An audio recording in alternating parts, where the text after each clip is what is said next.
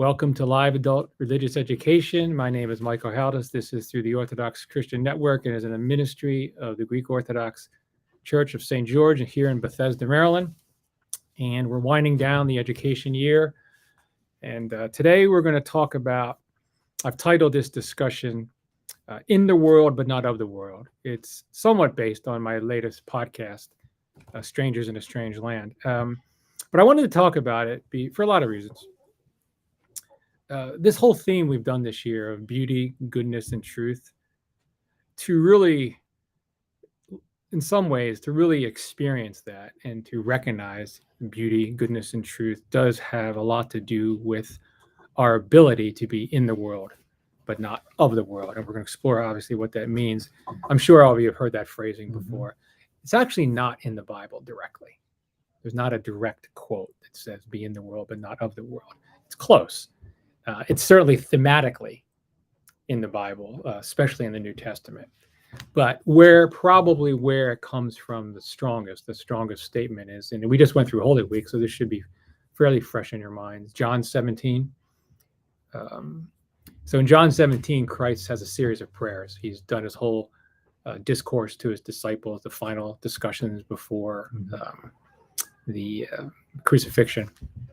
And he has a lengthy prayer for them. And I'm not going to read the whole scripture, but if you ever want to look at it, it's John 17, read the whole thing, but 9 through 19.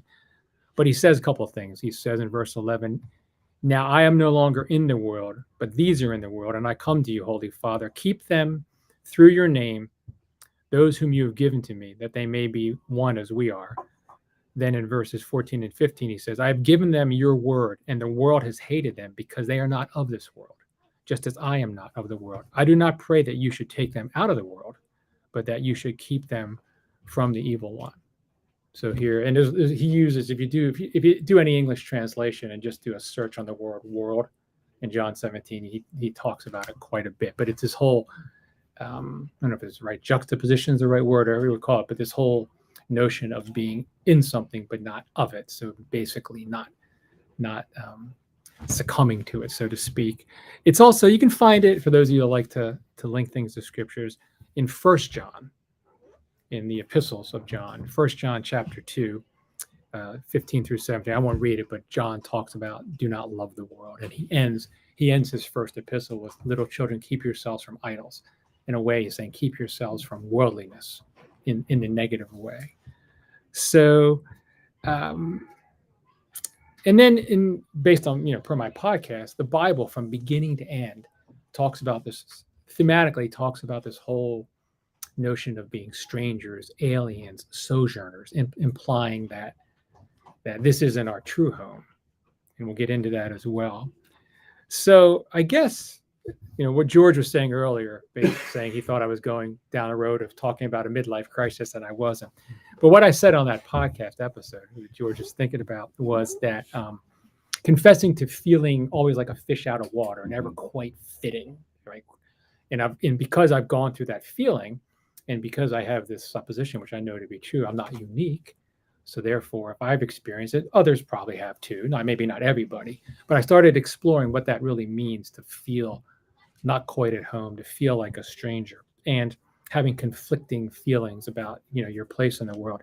So I guess my first question to the group here online is, do any of you have that sense of restlessness, or have you gained a sense of restlessness the further you've gone on your faith journey, about where you fit and where maybe things seem pretty neat and clean and made a lot of sense to you, maybe not so much anymore? I don't know. I just want to throw that out for discussion. I see some nodding heads. Yeah. You do feel that way. Lots of different categories, but especially on the faith side, especially as the culture moves in one direction and I try to find my religious roots a bit more deeply these days. Yeah. And when you say the culture moves in a direction, I know there's all kinds of directions, but any particular area you're talking about? We're not going to open that door. Things that are completely contrary to man's nature and right. to God's creation. Okay. Are now all around us. Right. And that's, there's some issues right now that threaten what many of us think is reality. But even before all that, I would say that a lot of this is nothing new. I mean, maybe some of these issues are new or coming to the surface, more pronounced. But I would say that the ways of the world have always been at odds with the ways of faith, while at the same time can be complementary, depending. But go ahead, Tina. I've often thought it was maybe a function of my age, but I just see more of a crudeness accepted in our society that wasn't there when I was young. And I don't like it for my grandchildren, and I think they may see it as just something that's acceptable. Yeah, there's certainly seems to be almost a tolerance, sanctioning even of crudeness and vulgarity, and these things are just okay. Right. Or I think almost like no standards anymore. Those kind of things. I think that I guess it depends somewhat. I had a bit of a reckless prodigal youth where I wouldn't have thought about it at one point, but now I do. Just kind of the opposite. I think a lot of times the more you're this way, the more you go that way sometimes. And so now I think about it all the time, and I think about how important standards are and upholding standards, and what the downstream or upstream effect, I should say, of maintaining standards. But now, talking about worldliness, you really can't have dialogues about that without being immediately labeled as something, right? Right? You're it's almost tribal, right? So, And there are minor things, like I went to my 60th high school reunion, and I went to a girls' school where we had uniforms, and we were laughing because we saw the girls in the uniforms, and their skirts were, real mini skirts, almost like what our athletic uniforms were. And we said, oh, if our head mistress had ever seen that, she would have been horrified. But that's a minor. I mean, I know. That's not what I'm talking about. I'm talking about language that's used and civility. Right. Yeah. Civility, what you see on popular music. And I know my parents, or I don't know if my parents were, but a lot of parents were upset by Elvis. But you look at the dancing and the words of the songs today. It's just, I think crude is a word. Yeah, it used to be, and there's almost a sanctioning and a admiration for rebellion, as if rebellion's a good thing. Rebel against the authorities, rebel against the status quo. But the problem is it's being made the standard. It's not being made the rebellion. Yeah, but I think all that and that emphasis on individualism and freedom, and I put that in quotes, air quotes. A lot of that is driven by commercialism, right? And that just, that's so prevalent that it's hard to pull yourself out, which kind of goes back, Michael, to what you were saying about, we're in this world, but we're not of this world. And at some point of time, it's like, I'll look at all of that and I'll be like, okay, I don't have to buy that, so to speak, in the general sense. And that's the time where I realize, okay, that's this very I don't know if the word orchestrated, but very involved facade that's being given to us. And if you're here and you're worshiping, that dichotomy, that difference is so large. That's Michael, when you were talking in your podcast about, I felt like I'm alone in a way. That's what I was thinking of. It's like sometimes you look around all this, it's like I feel like the stranger in the strange land. I don't feel alienated because we've got community, which is what we've got. You've got family, you've got those you've got your faith. But sometimes out there I'm like, well, this is pretty strange stuff. Society would tell you today that you are all captured by the Christian ethnocentrism, and that's the only way you can see things. To which I would respond, then give me any measure whatsoever, any measure there is. Humanitarianism, cultural advancement, technological advancement. And by the way, the Christian world that is based in the Christian world is the one that has succeeded in all of these areas. And every other one that you tell me is a better base to base on has done horribly. The people are far less happy. And Christianity founded modern day science. And then the modern day scientists are now talking how Christianity has nothing to do with science. Yeah, some certainly are. There's some good ones out there. Yeah, but like in general. Yeah, I find this very this is where I think it's really challenging, because most people that are out there defending or being apologists for Christianity, well, I say most, a lot of them don't have an in-depth understanding, and they're actually arguing they're arguing on the enemy's territory, as it being able to so to speak, be able to articulate the truth we believe in a way that's engaging, on point, and not succumbing to the culture wars, right? That water it down. It's very, we tend to be reductionist. We don't have that's why the Christian East is so beautiful. If you can embrace it and understand it, it's some measure, because it's all there. It's all there to have to be able to talk about these things in a way that's not necessarily combative or threatening, right? It's actually gets people to think. Now, when I say East and West, I have to be very careful. Some people would be like, yeah, East over West. I'm not going there, because mature understandings are mature understandings wherever you find them, right? In-depth understandings are, and I've certainly talked to people from all types of traditions that really understand and are able to. I'm just saying that preserved in the holy tradition, it's there, and it's very in-depth, and it's very deep, and it takes a lifetime to really embrace it fully. But when you do, and I'm not saying I have, I mean, we're all on the same journey, but I'm saying at least my limited understanding, I can see why, you can be able to defend the faith and defend it as truth, right? Even despite whatever flaws we have. And I think that, I think it's getting harder and harder to do this, because the world is also very reductionist. Everything just, you know what I mean by that? We try to get things into such simplistic understanding. We lose nuance, we lose depth. I was thinking about that. I've been doing a lot of reading, thinking about, body and soul, and then listening to some people that can really articulate that well. And it's just overwhelming me, because I'm like, where do you even start with this in some of these discussions, right? Just things like that. That's what I think is so rich. But getting back to what you said, George, about like stranger in the strange, that's what I called my podcast. I was kind of loosely, I wasn't really basing it on that book at all, as you heard me say. There's a famous sci-fi novel that came out in the early 60s called Stranger in a Strange Land. He based the title on Exodus 2:22, where Moses named his son Gershom, which effectively means a stranger in a strange land.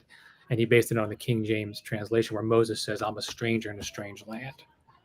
So, where I was going on the podcast, and what's probably useful to discuss here, is this feeling increasingly like a stranger sometimes in your own culture, in your own society. It's not necessarily a bad thing.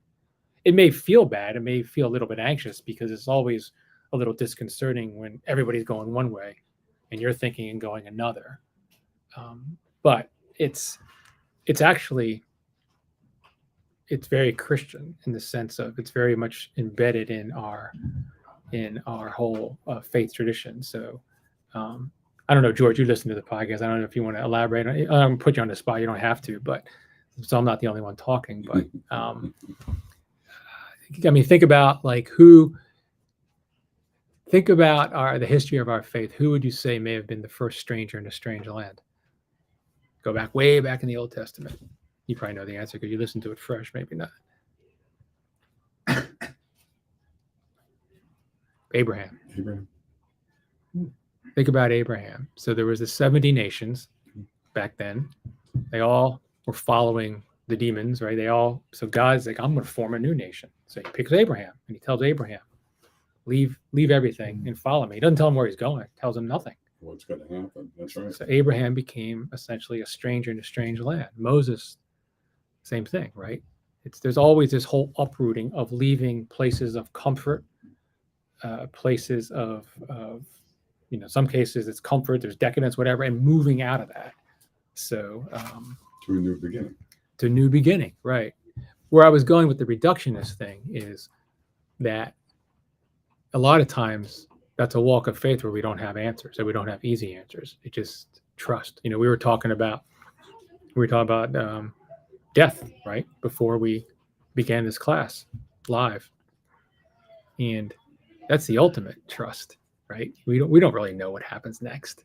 We get glimpses and pieces of it, and you know, there's lots of books about near death, you know, afterlife experiences and all this stuff, and they're all different. Who knows? At some point, it all comes down to, do I trust God's benevolence or not? I don't have any answers. So you know, so I'm saying that's the ultimate journey of going into a strange land. So you think about it, it's really intrinsic to our entire faith. Go ahead, Michael. To go back to your original question Mhm. of have we felt restless throughout our lives in some sort of way, two, I suppose, categories come to mind. One is just living out a daily life amongst people, Mhm. going to work or something, and having to be around people who are so of the world, if we're going to use that phrase, who use like really crass jokes or Mhm.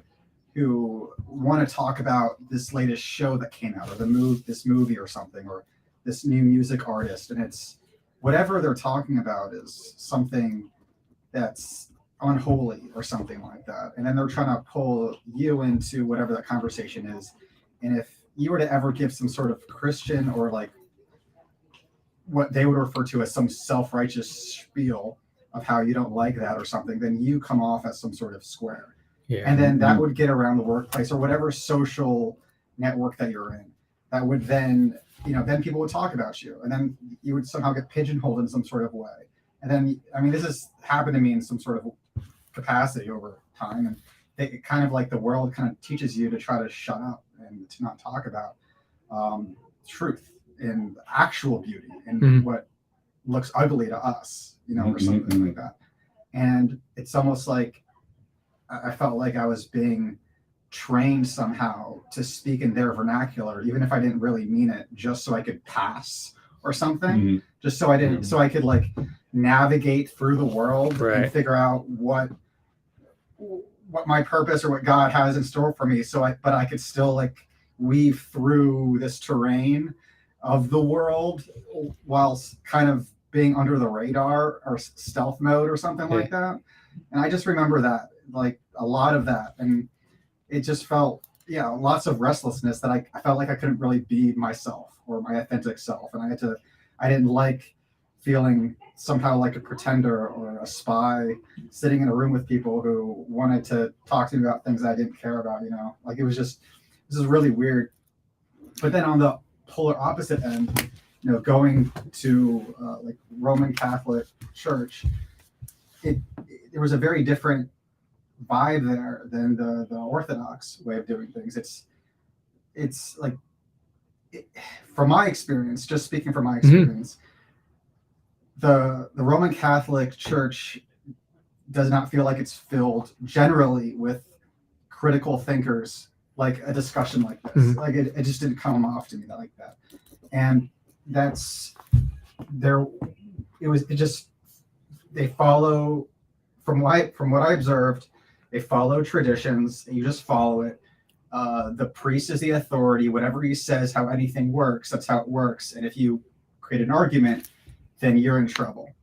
And then you kind of look like a heretic. And then there's some sort of problem with you, and people look at you funny. And it's like there's no room for real like mysticism with God and furthering your understanding and things like that. And I remember feeling restless in that capacity too. I think that's part why the Orthodox community resonates with me so much better. But well, I mean, just the way it's run. I mean, the Western Church is more hierarchical in nature, more juridical in nature, right? It's more, right, wrong here. Eastern Church is more kind of, you're Mr. Mark. Mr. Mark doesn't sound so bad as purgatory or going to hell or, how many Hail Marys got to say. It's more of a forgiveness, and and which is much more Eastern in its thought, and it's a little more organic. And when you were thinking, I was thinking of, oh, so top down, do what you said. Well, that doesn't work with Greeks for sure. Yeah. So, remember, democracy is very, was invented by the Greeks, and it's very messy, right? It's not, if you want absolute rule, you do that. So it came to the right place. Okay, I'm gonna diverge. My wife was when I met her was Roman Catholic. We got engaged. We knew we were going to come here. And we're going to raise the kids Orthodox, and she's well, not converted. She became Orthodox many years ago. But so my folks were alive, and we go to church at midnight service for at Easter for the Anastasy, and my parents at that time must have been in their 70s, and my mom was cooking. You go to church all week. So once they say she says Anesta, she goes to sleep at 9 o'clock at night. So the priest gave the big speech of the Mayeritza could wait. You got to stay here to the end. And my wife's, at the time, we're just newly married. She'd say, okay, we'll stay to the end. And my mother goes, who does he think he is? He says, I'm dead tired. He wasn't cooking all week long, was he? No, we're going now. And the look on my wife's face was like, but. Since then, she got used to it. But I say the anecdote because I don't think my mom is atypical for what we find around here. But on the other hand, it's good, right? It's kind of messy, and we come together, and it's just a different approach altogether. But God, Mom, I hope you're listening to me right now. So you're gonna get the kutada. Yeah, the ninja kutada. Little element in that, I believe, at least I've observed, and that is that Greeks are outspoken exactly as you spoke. But and I was talking to some Ethiopians, and they have a similar thing, and that is that, strangely enough, Orthodox are also, I think we're trained in our religion to be very respectful. Yeah. And to anytime you're in a group of people and somebody says something, and somebody in that group says, well, that's just flat wrong. It's not going to be a Greek.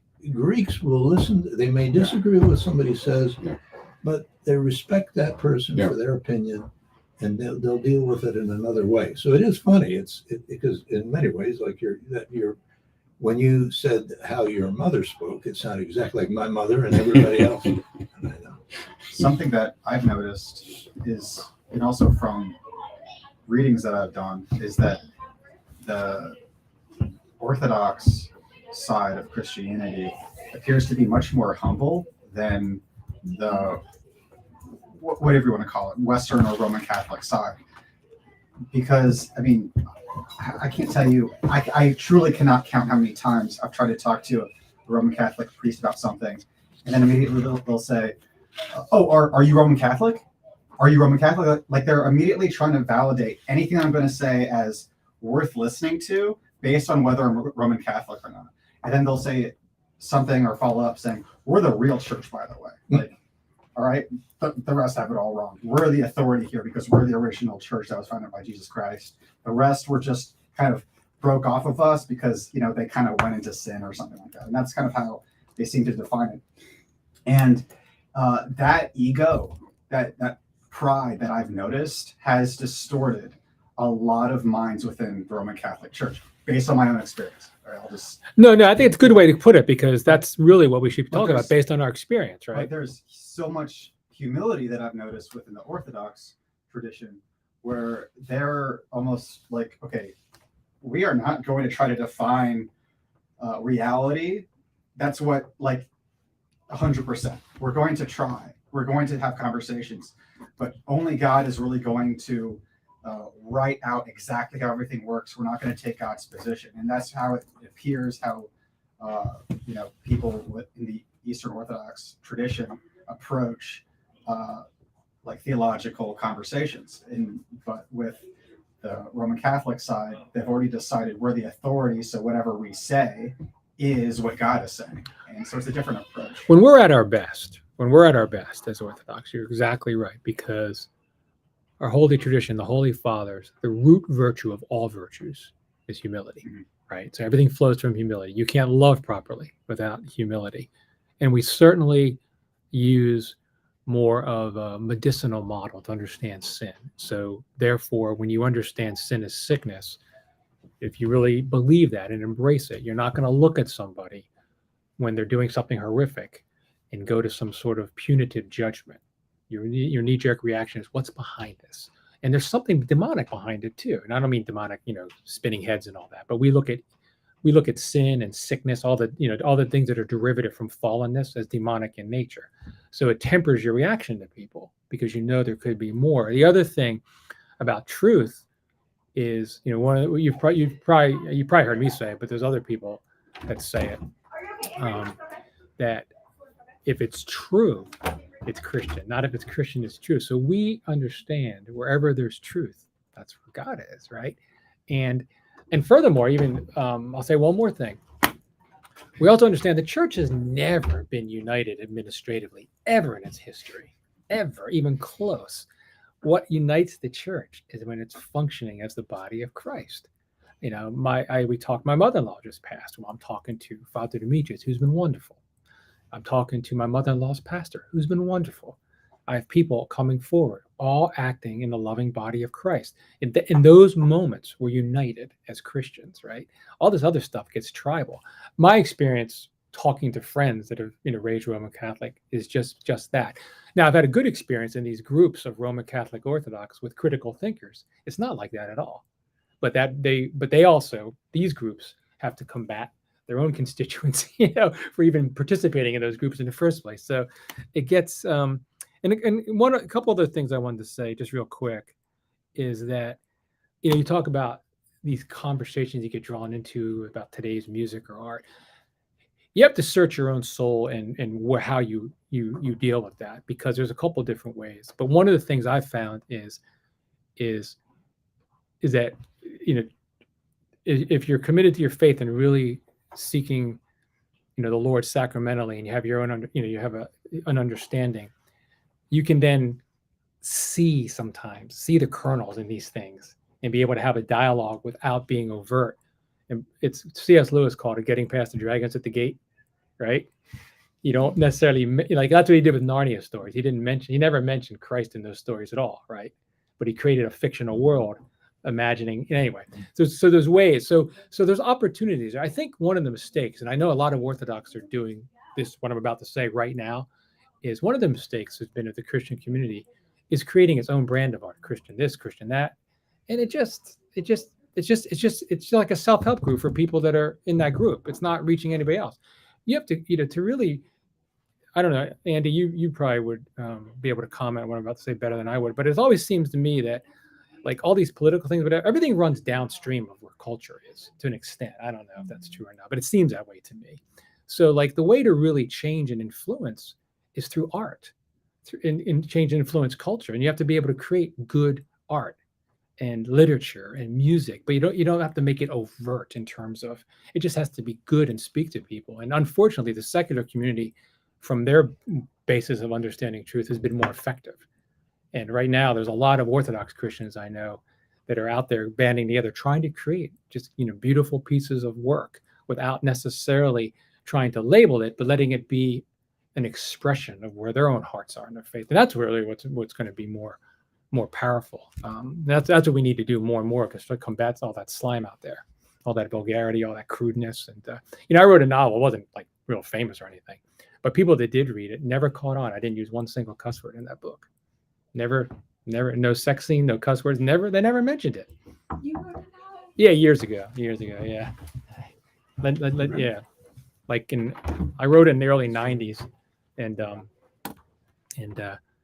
in my arrogance, I had it with a New York agent, but they wanted me to change things. I'm like, I'm not changing anything. Artistic integrity. Get lost. Self-published now. Yeah. Well, I eventually went a self-published route, but I look back, I'm like, what an idiot I was, But they wanted, my theology wasn't very, very well developed back then. But one of the things I insisted on was a certain theme, and they didn't want it in there. So I was like, okay, so be it. But anyway, so my point is, you can, there's lots that we can do. We don't have to just think, okay, the whole culture is just going to go downhill and there's nothing we can do about it. So go ahead. I wanted to say, as a convert of 55 years to Orthodoxy, there's two things that I love about the Orthodox faith. And one is the term, the church is a hospital for the sick, as Michael was alluding to. And to me, that's, we're all sick because we all sin. We're not perfect. And it's beautiful that that's why the church is here. And the other is George. our Bible study teacher, Christosimos, who used to teach religion. And he said that the Orthodox Church is not from the head, it's from the heart. And the Catholic Church is more, or the Western Church is more from the head. It's more logic and it's more rules, as George said, juridical. It's the laws. Legalist. And ours is more through the heart, and that's why the idea of the bullseye, hitting the bullseye and sinning, you're just off mark. And we are all sick, and so we look at each other not as horrible sinners, but we're all in the same boat. To me, that's the beauty of Orthodoxy. Even, I was going to say, when Father Patrick explained at that one lecture, you were there, Michael, where he said, we have the pillars of the church. And it's not that it's like a bridge. He didn't say it this way. This is what I thought of.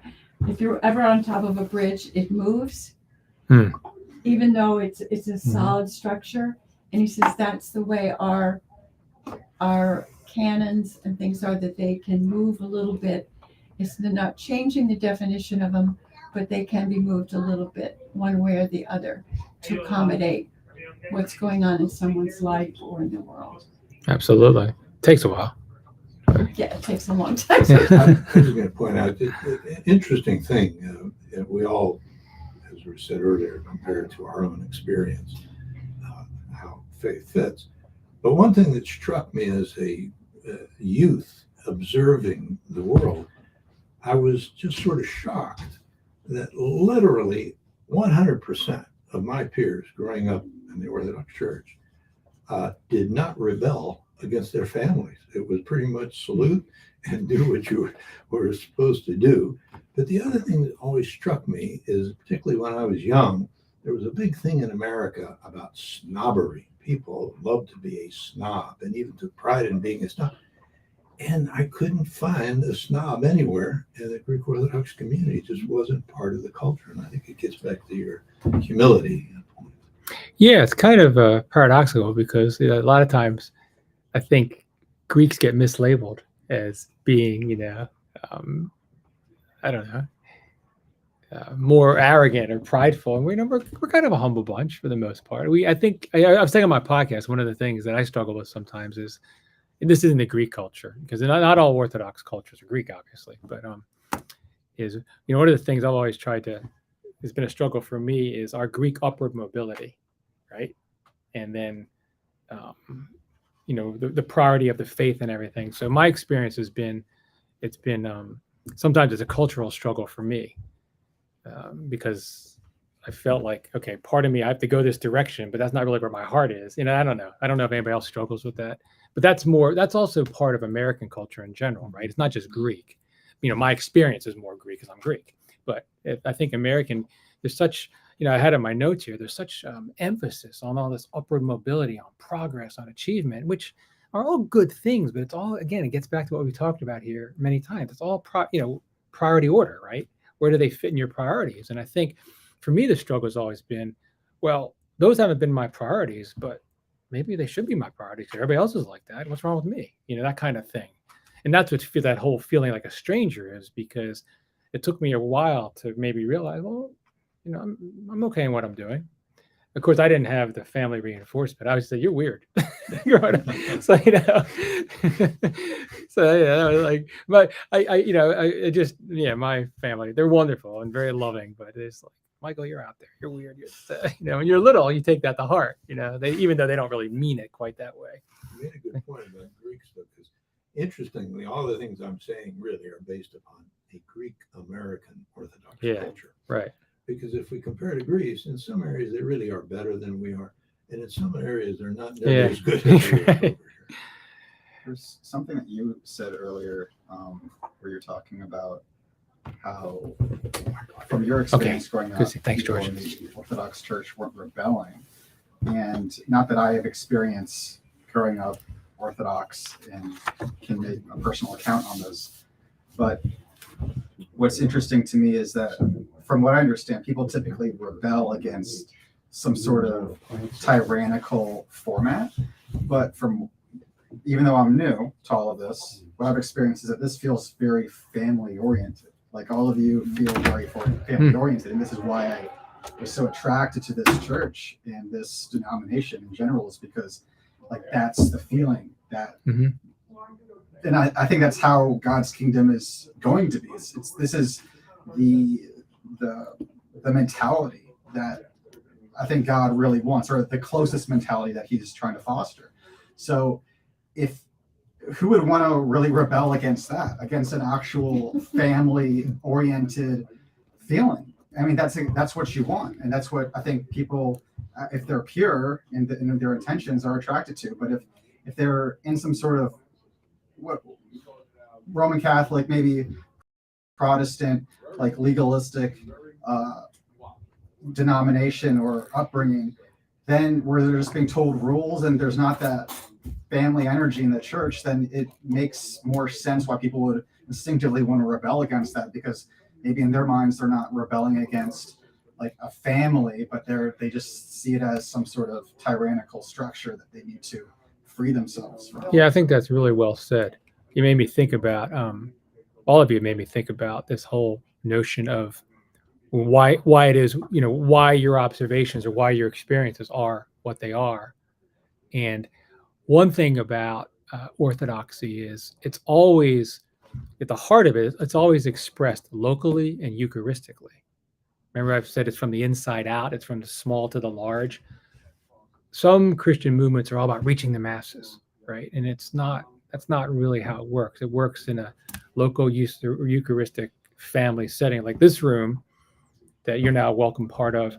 We've been having these dialogues with each other for a couple of years now. So you start, we always welcome new faces and people coming in, obviously. But part of, when you join, we're having very frank dialogues, getting to know each other. I mean, that's the model of how we share and experience the faith. So I think that again, we probably don't even think about it, but it just is, right? This is who we are.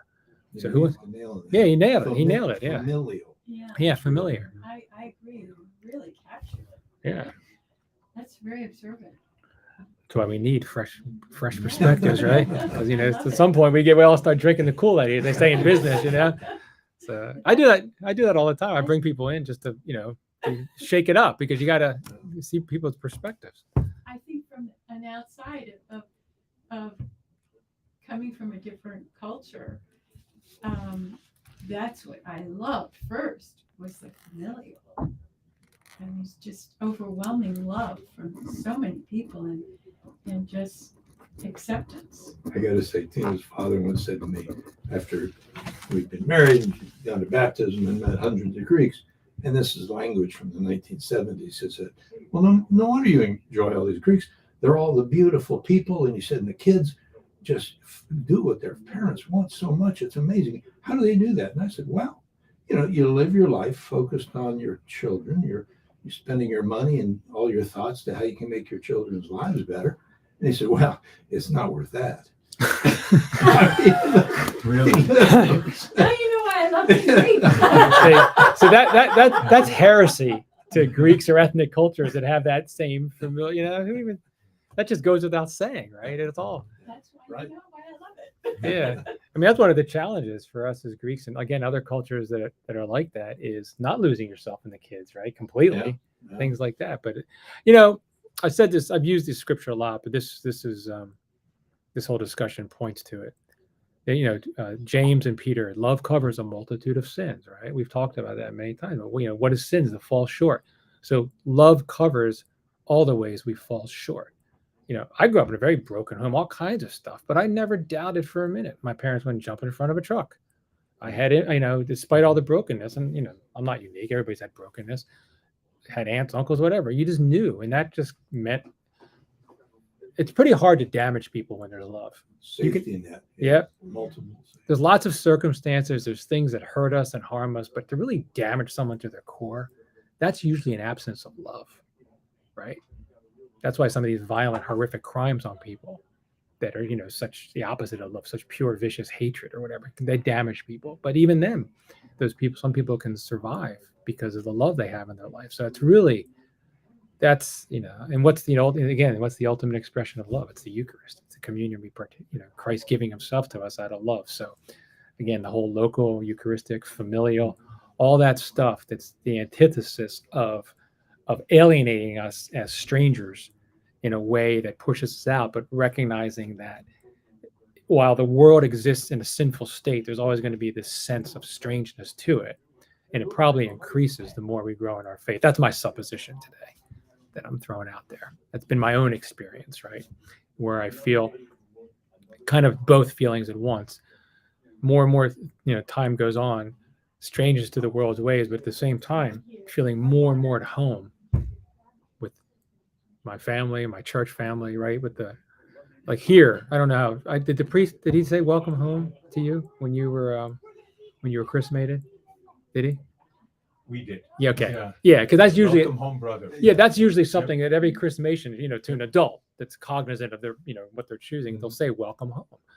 And if it doesn't already, it probably will more and more feel like that for you, and it probably does for you. Many of you, St. George will feel like home. Any Orthodox church feels like home, wherever you are, but especially your home parish. I mean, I know for me, the minute I walk through these walls, I feel like I'm at home. Sometimes just as much as when I'm at my home, maybe more. Sometimes I'm trying to escape my home and come here. So, but it does, right? There's a reason for that, because we're so close. It is. Yeah, and the beauty of it is that the beauty of the church is we're not all here seeking perfectionism in the human Western way. We're seeking it in what it really means when they talk about it in the scriptures is completeness, wholeness, right? Even with our wounds, like Christ came back with his wounds, right? Our woundedness is then blessed and transformed. So it's really again, it's really this whole notion of growing more and more, feeling like a stranger to worlds away, while you're feeling more and more at home in your home. Another way is going to border on sounding snobbery. Not contradictory, but one way that is so very familial struck me when the boys went to Princeton and to Cornell, and I found out there were these Princeton clubs. You go to any major city in the country, you go to the Princeton Club, and there's a group of people that are quite successful. There's nobody in there you're not going to be able to trust. You have a similar background, you have things to discuss. And frankly, being Orthodox, we automatically have that. Any city you go to an Orthodox church, you're going to find the very same thing, and it's very comforting. It is very familiar. Yeah, and it's none of it's cookie cutter either. It's like going to a different giant supermarket. The aisles are a little different. You can't find it, but it's still giant, right?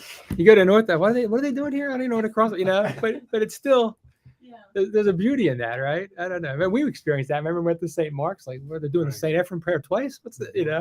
So, but again, it's local, right? It's local and Eucharistic. It's like going to Starbucks or Giant, any store in different cities. They're all the same, but not. But there's a familiarity to it and a comfort. I don't know about Starbucks, but I'm just saying, throwing out an example. I have a question. Sure. You say the of this world, but not, or in this world, but not. I think, doesn't Christ want us to be in the world to a degree that we can influence others? Yeah. With our faith. And that's a really hard thing to do. And we talked about that once before, about trying to bring people into our faith and how hard that is. And the only way I've dealt with it is I wear a cross every day, and it's usually one that's very prominent on my sweaters. And I don't ever talk about it with people.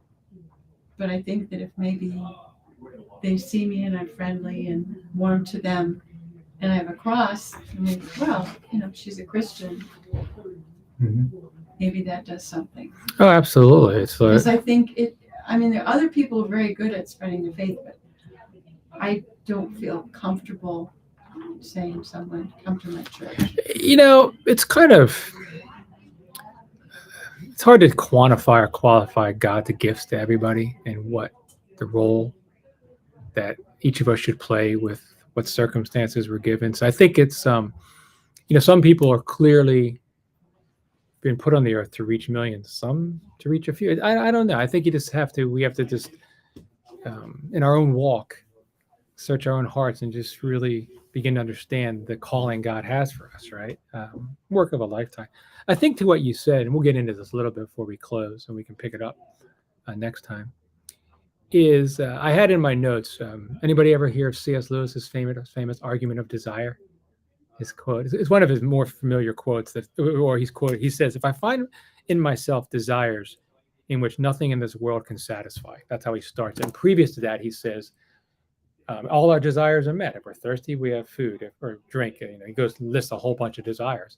But then he talks about this desire we have for another world. And he says, if I find in myself desires which nothing in this world can satisfy, the only logical explanation is that I was made for another world. So I quibble with him a little bit on this one. The great thing, he was a very logical guy, right? And he became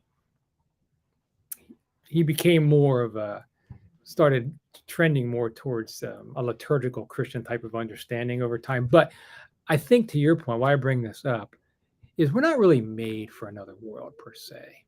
We're not really supposed to detach from this world. We're supposed to help the world. What's the word I'm looking for? Help the world realize help be Christ's imagers to drive the world to where it should be, right? So it's not really, we're made for another world in the sense that, even Paul talked about how creation groans because of sin. And this is going to get really deep, and I'm probably not the one to get into it, but understand that human beings created in the image and likeness of God, where he created us at the top of his creation, and the things we do, our fallenness doesn't just affect us as individuals or even us as community of believers. It affects all of creation. Now, I'm not making a case that we bring about natural disaster. What I'm saying is we create conditions in the world through our sin or not, right? So it's not really we're made for another world. We're made for this world. But this world is not what it should be. But each one of us, bearing the image and likeness of Christ, is supposed to do our best to do our part to redeem the world. And that's really what it is. Love others as we love ourselves. And that's part of the act of redemption. So where does it start? It starts very local in our own hearts. And how is that affected? Well, it's affected through the sacramental life, receiving Christ into us to be more Christ-like. And then, we do it. We become better husbands and wives and fathers and mothers and friends.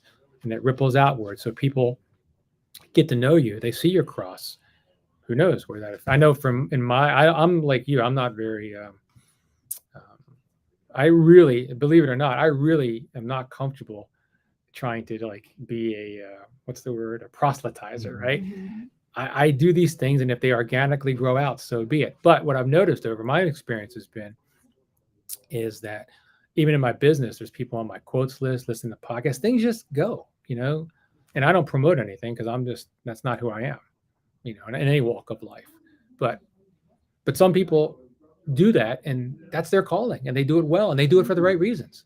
But they're doing it to draw people to Christ. They're not doing it to aggrandize themselves, so we all have to kind of understand. But I think the fundamental point is that we're here to redeem the world. So this other world is the world redeemed, not, not another dimension, another planet, or anything like that. So I say that because some Christians, I think, mistakenly try to detach from the world in an unhealthy way. Certainly monastics, they're even, I can make a case, they're not really detaching. They're going to a place of special prayer for the world, right? But some people detach and create their subcultures and all that, and that's not really what it's about. Christ said, "Go make disciples of all nations," not go create Christian tribalism. You know, another standard by which to judge this, we're in this world but not of this world, is my mother's marginally educated wisdom. And she said that really, you got to think about it. We're put here, we are on this earth animals.